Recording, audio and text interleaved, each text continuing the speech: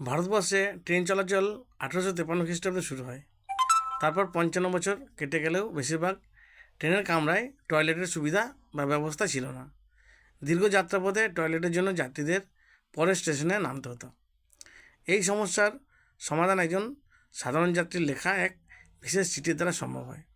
1909 সালের 2রা জুলাই অখিলচন্দ্র সেন নামের এক বাঙালি যাত্রী পশ্চিমবাংলার সাহেবগঞ্জ ডিভিশনাল রেলওয়ে অফিসে একটা চিঠি লেখেন। নিজের চিঠিতে উনি লেখেন যে আমোদপুর স্টেশনে উনি টয়লেটের জন্য নামেন, কিন্তু ওই সময় গার্ড হুইসেল বাজানোর কারণে ট্রেন ছেড়ে দেয়। উনি এক হাতে ধুতি আর অন্য হাতে ঘটি হাতে ছুটতে থাকেন, তবুও তিনি ট্রেনটি ধরতে পারেননি। অবশ্যই চিঠিতে ইংরেজি ব্যাকরণ ও বর্ণনার অনেক ভুল ছিল, তবুও ওনার নালিশে সঠিক ভাবনা ছিল। উনি লেখেন যে স্টেশনে সবার সামনে মান সম্মান ধুলোয় মিশে যায়।